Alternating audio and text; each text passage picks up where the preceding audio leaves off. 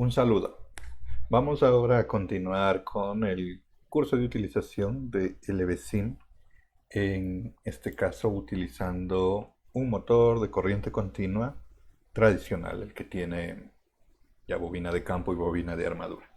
Ese motor es el 8211 que está aquí.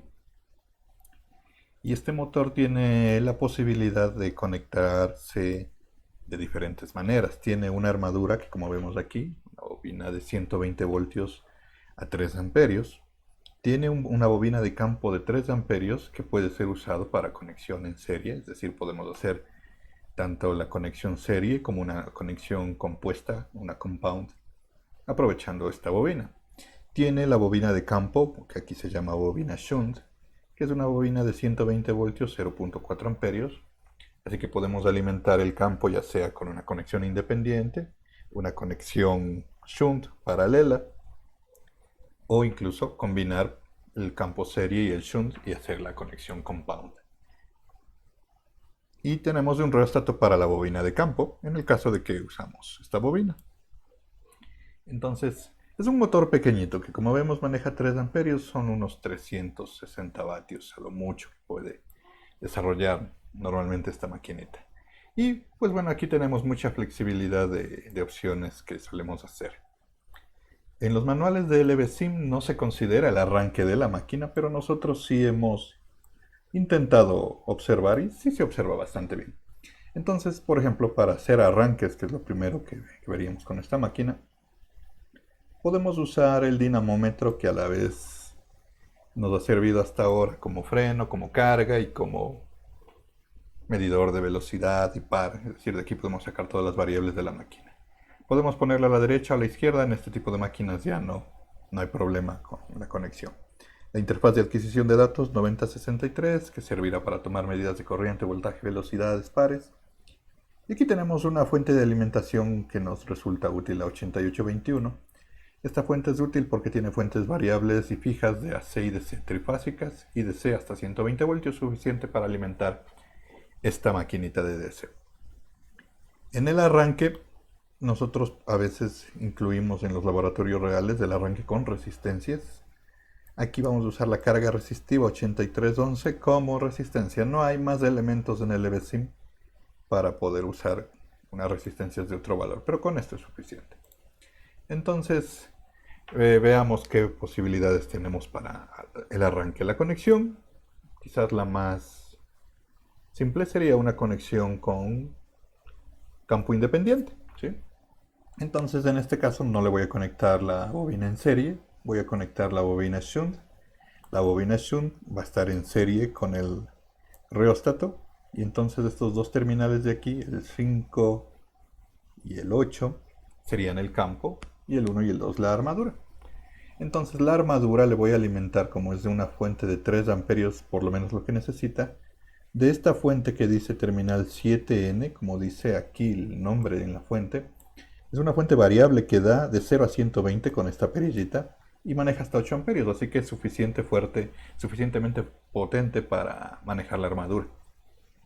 Y el campo le voy a alimentar con esta fuente fija de 120 voltios de DC que tiene 2 amperios. La polaridad en realidad es indiferente, ya que girará la máquina a un lado o al otro lado, dependiendo principalmente de la polaridad que pongamos. Vamos a, como siempre, estar midiendo normalmente corrientes de campo, corrientes de armadura, voltaje en el campo en este caso. Así que usaremos voltímetros y amperímetros. Lo primero sería conectar la máquina al dinamómetro. Con clic derecho bajamos los paneles, con clic de eje a eje se conectan las correas y ya está. En este caso no voy a usar la salida del encoder, aunque sí se puede, como hicimos con el motor de Seiman permanente. Y aquí pues son del mismo tamaño los ejes de las dos máquinas, así que el encoder podría quedarse aquí con clic derecho en reglajes 360 si es que quisiéramos usar el encoder. Pero dado que no me hace falta, también puedo usar las salidas analógicas que tiene aquí. La salida 8 que dice aquí es la velocidad y aquí tiene la entrada 8N de velocidad. La salida T es la salida que me da el par y aquí tiene la entrada analógica 7T. La tierra que tiene aquí es la tierra de estas entradas analógicas que está aquí, abajo de los terminales 1 y 2. Y con eso ya voy a tener las medidas. Enciendo el dinamómetro y, inicialmente le voy a poner en modo de freno de par, ya sea positivo o negativo. Voy a ponerle, vayamos, si gira en sentido positivo, pongámosle un freno de par negativo, para que cuando yo le ponga carga se oponga al giro de la máquina. Entonces aquí voy viendo la función que estoy buscando. Es freno de par constante negativo, si es que la máquina va a girar positivamente. Ya vamos a ver eso. Pongo marcha y entonces con la perillita aquí yo pongo el par que quiero que sea la carga de la máquina. Luego de esta fuente de aquí vamos a alimentar el campo, y para medir la corriente de campo entonces el positivo yo le voy a pasar por el amperímetro 1 y con eso alimento el circuito de campo. Estoy alimentando la polaridad positiva en el terminal 5 y cierro el circuito con el negativo. De la misma manera, ahí pondría un voltímetro para ver el voltaje del campo si es que necesito, ¿no? El positivo, el negativo tendría que ir acá, el negativo puede ir ahí y el positivo, pues aquí en el amperímetro positivo. Ya. La armadura voy a alimentar de la misma manera voltajes y corrientes a través de la fuente variable que está acá arriba. Entonces el terminal 7 yo le voy a pasar por el amperímetro 2. Se puede pasar por cualquiera de estos, ¿no? El 1 tiene, los terminales rojos pueden manejar hasta 40 amperios. Entonces le voy a poner en la armadura más alto el valor porque maneja más corriente en el arranque. El negativo va a la armadura, el negativo del amperímetro va a la armadura y cerramos el circuito con el terminal 2 al negativo. Y aquí también vamos a poner un voltímetro. El 2 está midiendo el negativo acá a la fuente y el positivo aquí. Y listo. Entonces es bastante simple la conexión de voltímetros a amperímetros, como todos nosotros ya conocemos cómo se deben conectar. No hay que olvidarse siempre de conectar los 24 voltios que se pueden tomar de acá abajo a la derecha en cualquiera de estos terminales, y aquí se enciende un LED y el circuito está listo. Lo primero que haría es colocar aquí un voltaje. Más o menos al 100% está en los 120 voltios, le voy a poner un poquito menos y en todo caso con los instrumentos podemos ver. También podríamos poner un multímetro aquí para observar sin tener que abrir los dispositivos, ¿no? Aquí encendemos el interruptor. Como vemos acá ya se encienden las luces y al tener energía la máquina ya arrancó. Podemos ver aquí cómo está arrancando, como no hay una carga, está en vacío y básicamente llegó a 2000 revoluciones por minuto. En las condiciones que está ahorita, porque el rheostato estaba en alguna posición. Despleguemos los instrumentos de medida. Aquí el M6 voy a activar, justo la entrada 7T es del par y la 8N son las revoluciones. Pongo la adquisición continua que está acá y puedo ver que está con bastante voltaje. De hecho me pasé un poco, voy a bajarle porque esta máquina es de 120 voltios, ¿no?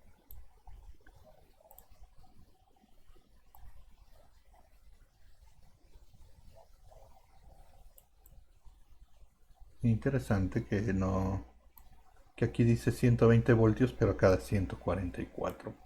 E1 es el campo, E2 es la armadura. Esa sí está bajando. Bueno, en todo caso es lo que está marcando esta fuente de alimentación.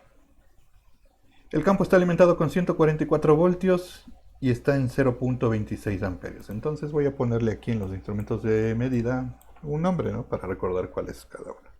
Este es voltaje de campo, su respectiva corriente de campo. Este es el voltaje del inducido o de la armadura y su respectiva corriente de armadura. Este de aquí es del par que está desarrollando la máquina y este de aquí es la velocidad. Que podemos ver está marcando lo mismo, 1800 revoluciones. Que me parece, por cierto, esta máquina es nominal a 1800 revoluciones. Entonces, una vez que está funcionando, el funcionamiento tradicional de un motor de DC es Primero el control de la velocidad a través del voltaje y la corriente de campo. Es proporcional al voltaje el control, entonces significa que si yo le subo el voltaje, debería ir subiendo la velocidad. Puedo ver que sí, está subiendo. Y que si le bajo el voltaje, va a ir bajando la velocidad. En este caso estoy viendo la variación solo con voltaje de armadura, ya que el campo está a un voltaje fijo. Ahora, también nosotros podemos ver el otro control de velocidad que tiene este motor, que es por la corriente de campo y es de inverso. Ahorita está girando a 1900 revoluciones con 0.26. Si yo muevo este rheostato para acá, hacia la derecha, subió la corriente de campo y la velocidad está bajando, porque es inversa esta relación. Y podemos ver que está funcionando tal y como funciona en un laboratorio real. Al bajar la corriente, acelera. Entonces, esa es la conexión tradicional y la forma más común de controlar la velocidad de este motor DC. Está con sentido de giro de velocidad positiva, significa que está girando en sentido horario. Y para invertir el giro de esta máquina, pues normalmente se invierte la armadura. Aunque también se puede invertir el campo, uno de los dos. Y la máquina invertirá su giro. Si se invierte los dos, pues la máquina no cambia el sentido de giro. Y todo eso se puede comprobar simplemente dando la vuelta a los cables en las alimentaciones de la armadura, que es lo tradicional en un laboratorio real, por lo menos. Algo más que podemos ver aquí es el par, ¿no es cierto? Le puse un par negativo. Si esta máquina, vamos a ajustarle a 120 voltios y 1800 revoluciones más o menos para ver más o menos esa es la condición nominal de esta máquina de 1800 RPM. 120 voltios y aquí voy a subirle un poquito la corriente de campo hasta que me dé las 1800. Perdón, voy a bajar la corriente de campo, al revés.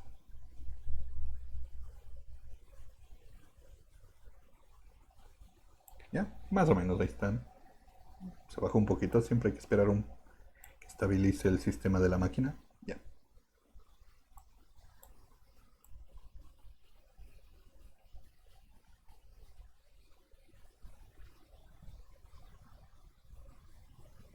Ya. Por ahí. Entonces ahí está girando la máquina con 1700, 1800, 1797 revoluciones. Ahora sí, puedo ir poniendo un par negativo. Y puedo ver claramente lo que esperaba. Sucede normalmente en un motor. Al elevar el par, vamos a ver que disminuye la velocidad. Es decir, ya está haciendo un efecto de carga sobre la máquina. Y el par es negativo en el freno, ¿no? Pero el instrumento está midiendo el par de la máquina, por eso está midiendo un par positivo.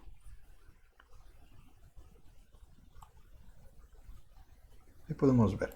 Y también nos vamos a fijar que a medida que uno aumenta el par, pues la corriente aumenta. Porque en cambio en los motores de DC, el par y la corriente son proporcionales.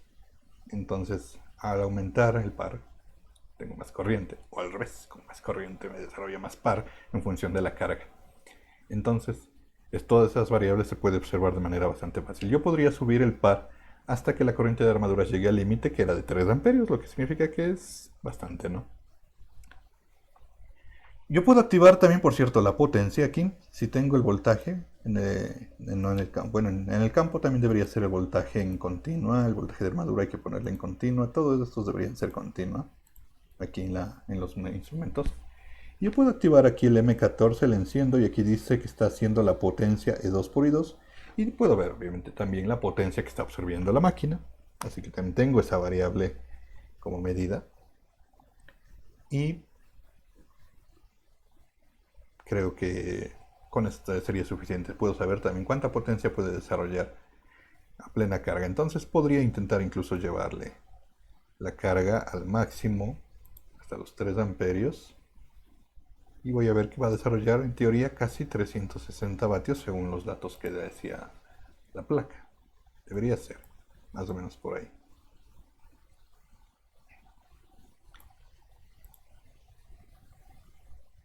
Ya me pasé. En todo caso, lo bueno de un simulador es que soporta esto, ¿no? En la realidad, si hubiera recalentado la máquina. Ahí está, exactamente, prácticamente los 360 vatios. El par máximo de esta máquina es de unos 6 Nm y la velocidad caería a 1490 cuando empecé con 1800, porque todo depende también de la corriente de campo. Yo puedo modificar igual la corriente de campo y variar todos estos parámetros. Ahora, así podemos darnos cuenta que la máquina está funcional y con esto ya hay bastantes lecciones que se les da normalmente a los estudiantes sobre el funcionamiento básico de un motor de continua. Ahora, voy a reducir la carga, voy a tratar de llevarle a cero para que esté en vacío la máquina. Ahí, ¿ya? Y veamos primero el primer temita de cómo vería las corrientes de arranque. Entonces, como ya sé que aquí está en 120 voltios, dejo la perilla en esta posición y voy a apagar la fuente. Y voy a registrar la corriente de arranque mediante la tablita de adquisición de datos. Aquí ya sabemos que los instrumentos tienen que estar en adquisición continua. Tenemos que desplegar la tabla de adquisición de datos y seleccionamos los parámetros de registro. Yo voy a ver el voltaje de la armadura, la corriente de la armadura. Podemos ver también el par para ver cómo se comporta. También por aquí debe estar la velocidad. Y bueno, en realidad todas las variables que uno quiera puede irlas registrando. Ya tengo todos esos valores acá. Luego, aquí en ajustes del temporizador, el mínimo tiempo que uno puede registrar es cada segundo. Quizás ese es un pequeño limitante de que no se puede ver transitorios más rápidos porque no está pensado tanto para eso el LVSIM. Pero sí puedo ver por lo menos cada segundo, por lo menos para indicar a los estudiantes cómo son las corrientes de arranque de los motores. Registros, no arranca tan lento. Voy a poner 100 registros, pero pueden ser menos en realidad. Y ahora sí voy a usar el temporizador. Cuando yo arranque el temporizador se van a ir automáticamente registrando estas variables cada segundo. Entonces le voy a dar marcha y voy a arrancar la máquina y se va a registrar todo esto. Y estaría el arranque directo. Ahí, como ven, se está registrando en cero. Vengo acá, arranco, regreso a mi tablita de valores, dejo que arranque la máquina y ahí veo cómo se van registrando. Y de hecho me puedo dar cuenta que prácticamente ya está arrancada la máquina, ¿no? Sí, ahorita ya está en el máximo de velocidad que alcanzó. Y ya no va a acelerar más la máquina, ya está en estado estable, fue bastante rápido. Como ya no necesito más valores, puedo poner stop incluso para que no se siga registrando. Y rápidamente puedo analizar que esta máquina pidió en el arranque 13 amperios. Considerando que es una máquina de 3 amperios, está arrancando más o menos unas 4 veces y pico la corriente nominal. Es algo tradicional que uno suele conocer de parte práctica, que la corriente de arranque está alrededor de 5 o 6 veces la nominal, valores más, valores menos, pero podemos ver rápidamente eso. Podemos ver el efecto de caída de voltaje que se tiene en la fuente debido a la corriente de arranque hasta que se estabiliza, como va subiendo el voltaje de la armadura. Podemos ver cómo va subiendo la velocidad. Y bueno, como arrancó en vacío, pues obviamente no desarrolla un par la máquina. No tenemos forma de medir el par sin carga. Habría que haberle puesto una carga al dinamómetro y hubiéramos visto el par. También se puede hacer eso. Y luego vemos que ya en estado estable tiene una corriente bajita, ¿no? Porque está vacía la máquina, 0.26. Todo esto podríamos dibujar y normalmente solemos exportar los datos al Excel, pero también se puede usar el graficador que tiene el mismo LVSIM. Escogemos los ejes. En el eje X, por ejemplo, voy a poner... En el eje Y voy a poner solo la corriente de armadura. Ahí, nada más. Y esto de acá vendría a ser el tiempo. Prácticamente cada registro que está medido cada segundo. Y hasta la corriente de arranque, que se puede ver por lo menos cada segundo, como es grandota en el arranque. Podríamos ver, por ejemplo, el voltaje de arranque, que era ahí. Se puede ver este hueco de voltaje que es típico que se produzca en la red eléctrica cuando arranca un motorcito. Es el voltaje que está produciéndose en la fuente debido al transitorio de esta corriente, ¿no? Se ve muy claro. Y, por ejemplo, podríamos ver la velocidad, cómo aceleró la máquina tiene un pequeño transitorio y como se estabilizó. Entonces podemos hacer el arranque. Ahora, de la misma manera, nosotros solemos implementar en el laboratorio real el arranque por medio de resistencias, especialmente porque nuestras máquinas de laboratorio real son muy grandes.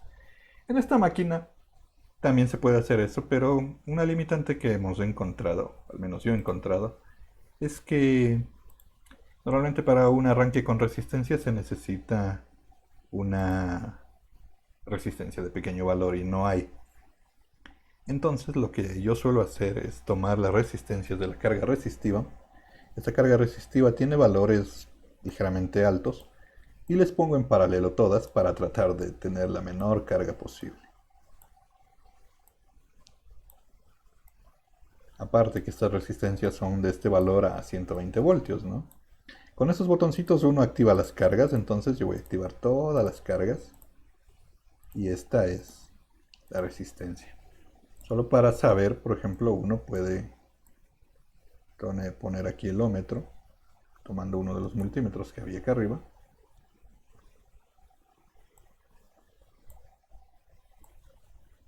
Y vemos cuánto marca la resistencia de la carga. 57 ohmios. ¿Sí? Eso es muy grande. Pero para un arranque con resistencias normalmente debe ser valores bajitos. Depende de cada máquina, se le debe calcular, pero 57 ohmios es muy grande. Eso va a hacer que el arranque sí se reduzca, pero va a ser muy lento. En todo caso, no hay, o al menos yo no he encontrado otra resistencia de un valor bajo como para poder observar. Normalmente, los arranques por resistencia de armadura se hacen con la resistencia en serie en el circuito de la armadura. Entonces, yo podría tomar este cable que era el que venía al amperímetro, pasar por la resistencia y regreso al circuito acá. Entonces he incluido la resistencia en serie con el circuito de armadura. Y repito las condiciones ahora. Vamos a ver el arranque. Pongo otra vez el puntero en la primera celda, arranco el temporizador, comienza a registrarse, arranco y voy observando las medidas. Podemos ver primero que va a arrancar muy lentito. Hay un problema de que no registró. Voy a repetir. No sé por qué no se registró. Está marcando todo en cero.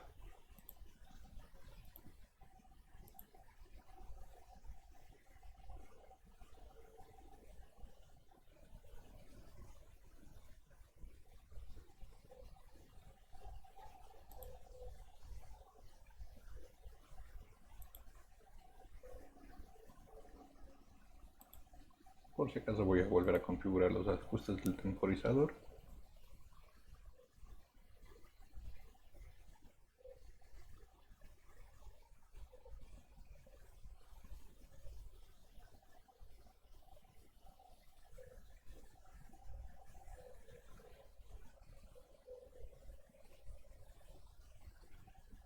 Hay que esperar a que se detenga esta máquina de aquí.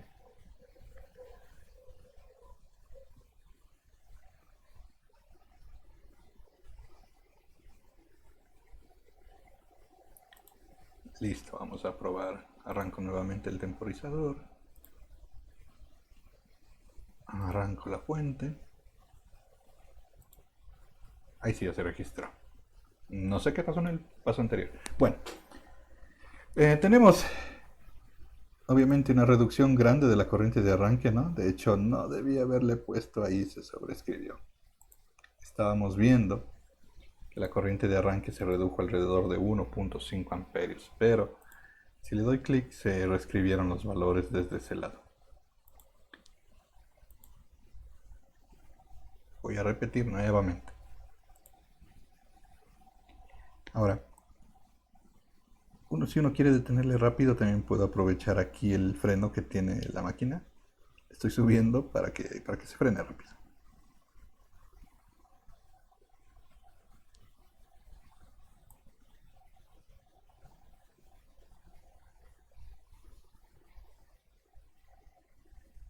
Ya listo, y le volví a dejar en cero. Voy nuevamente a registrar. Registro los valores de registro, inicio el temporizador y arranco. Ahí está, no le voy a dar clic hasta que vea que se estabiliza, pero quería indicar que la corriente de arranque se redujo brutalmente, está en 1.7 amperios y es lógico debido a que está con una resistencia muy grande. Pero un problema que tenemos es que el voltaje de armadura no va a llegar a 120 voltios, me parece, porque hay una caída de voltaje en esta resistencia, que está más o menos en 108, 106 voltios. La velocidad ya está más o menos en velocidad nominal, porque la resistencia también está incluida en el circuito de armadura. Pero ya veo que la corriente de arranque se estabilizó en 0.25. Normalmente en un arranque real que hacemos esto en los laboratorios, después de arrancar, cortocircuitamos esta resistencia con un interruptor. Aquí incluso podríamos hacerlo con un cable, simplemente conectando dos cables y eliminamos la resistencia de armadura. Pero para visualizar la corriente de arranque esto es suficiente. Podemos volver a ver acá. Y miren, tenemos todas las variables anteriores. Sí hubo un hueco de voltaje, aunque en gran parte se debe a la resistencia. Voy a ver solo lo que es corriente de arranque. Y tenemos aquí la corriente de arranque, cómo se redujo y cómo está arrancando el motor. Eso sería este primer detalle de cómo arranca la máquina. Muchas gracias.